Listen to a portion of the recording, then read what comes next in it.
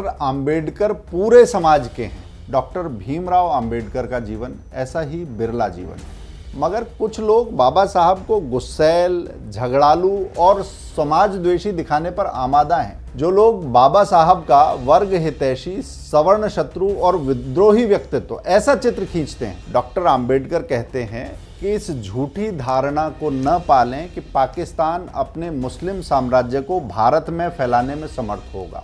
Doctor Ambedkar ने साफ साफ कहा है कि मैं कम्युनिस्टों का कट्टर दुश्मन हूं। सवाल है कि महापुरुष भी कभी क्या तेरे या मेरे होते हैं? हमारे यहाँ अलग अलग और विरोधी विचारधाराओं वाले कई राजनीतिक दल होंगे। भारतीय जनता देश पर समुदाय को प्रधानता देगी या फिर समुदाय पर देश को प्राथमिकता देगी?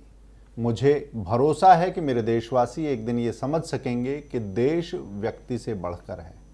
ये कथन है बाबा साहब भीमराव अंबेडकर जी का। बाबा साहब के इन शब्दों में उनके दिल की वो बात है जिसकी गूंज उनके लेखन में, व्यक्तिगत चर्चाओं में और सार्वजनिक उद्बोधनों में, भाषणों में बार बार दिखाई देती है। समाज का काम मेरा काम है, समाज का दुख मेरा दुख है, समाज का हित मेरा हित है। ऐसा सोचने वाले लोग बिरले होते हैं, खास होते हैं। डॉक्टर भीमराव अंबेडकर का जीवन ऐसा ही बिरला जीवन है। आज उस किरदार के जन्म की 1.25 सदी बीत जाने के बाद भी बाबा साहब का नाम प्रासंगिक है, तो इसलिए क्योंकि उन्होंने समाज की चिंता खुद को भूल कर की। वो व्यक्तिगत या पारिवारिक लाभ की पगडंडी नहीं पकड़ते, बल्कि राष्ट्रीय हित का पूरा राजमार्ग रचते हुए चलते हैं। यह बात उन्हें पूरे समाज का हितैषी बना देती है। लेकिन रुकिए, डॉक्टर अंबेडकर पूरे समाज के हैं, इस पूरे देश के प्रेरक पुरुष हैं। जैसे ही ये बात कही जाती है, कुछ लोगों की राजनीति की दुकान हिलने लगती है। वो बाबा साहब हैं, हम सबके बड़े हैं। ये बात अंबेडकरवाद के कथित ठेकेदारों के पेट में मरोड़ पैदा करती है, जो विराट व्यक्तित्व को अपने स्वार्थ की पोटली में कैद रखना चाहते हैं और सिर्फ उतना ही और उस तरह ही दिखाना चाहते हैं जिससे उनका निजी हित सधता हो। बाबा साहब जुझारू हैं, बुराइयों पर किसी बड़े की तरह वो सबको डपटते हैं, मगर कुछ लोग बाबा साहब को गुस्सैल, झगड़ालू और समाज द्वेषी दिखाने पर आमादा हैं। हद तो ये है कि एक महान व्यक्तित्व को बौना दिखाते हुए वो बाबा साहब के करीब उनकी विचारधारा के प्रवर्तक भी दिखना चाहते हैं। यानी बाबा साहब को बौना भी दिखाना है और इस खेल में खुद को बड़ा भी करना है। ये वक्त ऐसे लोगों को आईना दिखाने का है। डॉक्टर अंबेडकर की अगर विशुद्ध सोच की बात कहें तो उनकी ये सोच रही कि सबसे पहले देश, जिसे आज कहा जाता है राष्ट्र सर्वोपरि, ये विचार उन्होंने 1949 के अंत में एक भाषण में सामने रखा था। भाषण का शीर्षक था country must be placed above community. तो भ्रम कहाँ है? क्या ये बाबा साहब की सोच में जाति, वर्ग और पंथों के खांचों से अलग एकात्म समरस समाज और देश की साफ कल्पना है? सोचिए, जो लोग बाबा साहब का वर्ग हितैषी, सवर्ण शत्रु और विद्रोही व्यक्तित्व ऐसा चित्र खींचते हैं, उनका अपना चित्र कितना अधूरा और चालाकी भरा है। सवाल है कि महापुरुष भी कभी क्या तेरे या मेरे होते हैं? घर का पुरखा क्या किसी एक का होता है? समाज की चीज समाज के सामने पूरी सच्चाई से आए, इसमें किसी को चिंता और परहेज क्यों होना चाहिए? बाबा साहब को समाज विभाजक, तुच्छ सोच के खांचों में बंद करने की कोशिश करने वालों से ये जरूर पूछा जाना चाहिए कि जिन डॉक्टर अंबेडकर का खुद का लिखा हुआ इतना सारा विपुल साहित्य उपलब्ध है, जिनके भाषण, आख्यान और पत्रों के विवरण विविध प्रकाशनों के जरिए अलग अलग सार्वजनिक मंचों पर उपलब्ध हैं, ये लोग उस पारदर्शी व्यक्तित्व का कौन सा पक्ष छिपाना चाहते हैं? अंबेडकर को ब्राह्मण विरोधी बताने वाले ये कभी भी नहीं सुनना चाहेंगे कि बाबा साहब का विरोध किसी ब्राह्मण से, किसी वैश्य से, किसी वर्ग से नहीं, जाति व्यवस्था और अस्पृश्यता जैसी बुराइयों से था, छुआछूत से था। छद्म या मायावी अंबेडकर भक्त ये कभी नहीं बताना चाहेंगे कि बाबा साहब, उनका पैतृक उपनाम सकपाल था और उनको अंबेडकर नाम किसने दिया? उनके ब्राह्मण शिक्षक कृष्णा महादेव अंबेडकर ने। बाबा साहब ने ये उपनाम आजीवन अपने दिल से लगा के रखा। बाबा साहब की पत्नी सविता अंबेडकर खुद सारस्वत ब्राह्मण थी। ये बात पता चलने पर डॉक्टर आम्बेडकर के व्यक्तित्व की अल्पज्ञात परतें हट जाती हैं, धूल हटती है। उन लोगों की दुकान बंद होती है जो बाबा साहब को वर्गीय नफरत के प्रतीक के तौर पर प्रचारित करना चाहते हैं और इसके बूते अपना राजनीतिक कारोबार चला रहे हैं। बाबा साहब के हिंदुत्व और राष्ट्र इससे जुड़े हुए इन मुद्दों पर विचार जब सामने आए तो इसमें बुद्धि के ठेकेदार कुछ टोलियों को बड़ी भारी आपत्ति है।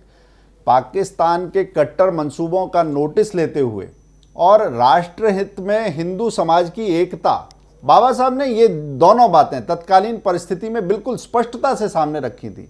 कुछ लोग चाहते हैं कि इन बातों पर पर्दा पड़ा रहना चाहिए और बाबा साहब का जिक्र कभी पूर्णता में नहीं होना चाहिए। इस बारे में किसी चिंतक की बजाय खुद बाबा साहब की एक टिप्पणी सारी बात साफ कर देती है और ये टिप्पणी उन्होंने मुंबई में प्रसिद्ध वसंत व्याख्यानमाला उसके दौरान कही थी। डॉक्टर आम्बेडकर कहते हैं कि इस झूठी धारणा को न पालें कि पाकिस्तान अपने मुस्लिम साम्राज्य को भारत में फैलाने में समर्थ होगा।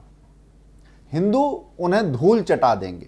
मैं मानता हूं कि कुछ बातों पर हिंदुओं का आपसी झगड़ा है, लेकिन मैं आपके समक्ष शपथ लेता हूं कि मैं अपनी मातृभूमि के लिए अपना जीवन न्यौछावर कर दूंगा। कुछ लोग उन्हें हिंदू विरोधी ठहराते हुए ये तर्क देते हैं कि उन्होंने इस धर्म का त्याग कर बौद्ध मत अपना लिया था, लेकिन बाबा साहब को ढाल बनाकर हिंदू धर्म को निशाना बनाने वाले लोग यहां पर पूरी तरह से गलत हैं। बाबा साहब की पीड़ा हिंदू समाज की कुरीतियों की पीड़ा है। उनका बौद्ध मत को अपनाना उस आक्रोश का संदेश है जो वो अपने समाज को देना चाहते थे। वंचित समाज वामपंथ की पैसे कौड़ी पर आधारित समता की तरफ ना लुढ़क जाए, वो हिंदू समाज की छतरी के तले रहे, भले कुछ अंतर पर रहे लेकिन वहीं पर बना रहे, ऐसा बाबा साहब का प्रयत्न था। बौद्ध मत और कम्युनिज्म पर बाबा साहब के विचारों का साक्षात्कार झूठ के बवंडर को उड़ाने के लिए जरूरी है। इस संदर्भ में भारतीय मजदूर संघ के प्रणेता दत्तोपंत जी ठेंगड़ी के साथ हुई वार्ता को पढ़ना बहुत दिलचस्प हो सकता है। बौद्ध मत की ओर कदम बढ़ाते हुए बाबा साहब कहते हैं, अनुसूचित जातियों और कम्युनिज्म के बीच आम्बेडकर एक बाधा है और सवर्ण जातियों और कम्युनिज्म के बीच गोलवलकर यानी तत्कालीन सरसंघ चालक श्री गुरु जी के नाम से जिन्हें हम जानते हैं, वो एक बाधा हो सकते हैं। ये तथ्य ठेंगड़ी जी द्वारा लिखी हुई पुस्तक बाबा साहब आम्बेडकर वहां देखे जा सकते हैं। पृष्ठ नंबर 16 पर इसका जिक्र है।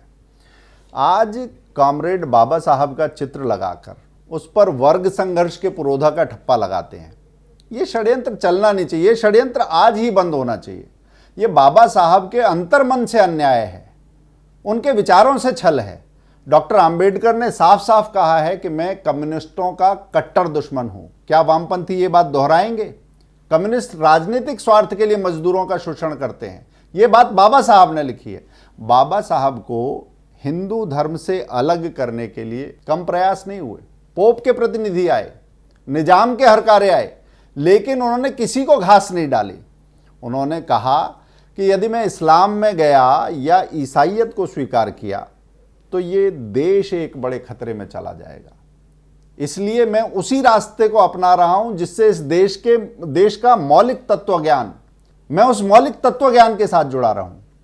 डॉक्टर आम्बेडकर को हिंदू विरोधी बताने वाले कभी ये नहीं बताना चाहेंगे कि कानून मंत्री के तौर पर उन्होंने जिस हिंदू कोड बिल का प्रस्ताव रखा उसमें उन्होंने हिंदू शब्द की व्याख्या के अंतर्गत वैदिक मतावलंबियों के अलावा शैव, सिख, जैन, बौद्ध सभी को शामिल किया, यानी जो मत पंथ भारत की धरती से निकले सभी। ये बाबा साहब का लिखा हुआ प्रस्ताव था, उनका अपना मन और उनका अपना मत था। अपने मन से वो हिंदू धर्म की छतरी से बाहर कब हुए ये बताना चाहिए। ये समय सच का है, तकनीक का है, मीडिया का है, तथ्यों का है, तर्कों का है। अपने जाने के 6 दशक बाद अगर आम्बेडकर आज तथ्यों के आईने में फिर से जीवित हो उठे हैं तो इसलिए क्योंकि कोई भी राष्ट्र एक बार जागने के बाद अपने राष्ट्र नायकों से छल बर्दाश्त नहीं करता। आज देश जागा हुआ है और उसे अपने बाबा साहब के साथ कोई भी छल, जरा सा भी बेईमानी अब बिल्कुल बर्दाश्त नहीं है। डॉक्टर आम्बेडकर पूरे समाज के हैं। डॉक्टर भीमराव आम्बेडकर का जीवन ऐसा ही बिरला जीवन है। मगर कुछ लोग बाबा साहब को गुस्सैल, झगड़ालू और समाजद्वेषी दिखाने पर आमादा हैं। जो लोग बाबा साहब का वर्ग हितैषी, सवर्ण शत्रु और विद्रोही व्यक्तित्व ऐसा चित्र खींचते हैं। डॉक्टर आम्बेडकर कहते हैं कि इस झूठी धारणा को न पालें कि पाकिस्तान अपने मुस्लिम साम्राज्य को भारत में फैलाने में समर्थ होगा। डॉक्टर आम्बेडकर ने साफ साफ कहा है कि मैं कम्युनिस्टों का कट्टर दुश्मन हूं। सवाल है कि महापुरुष भी कभी क्या तेरे या मेरे होते हैं?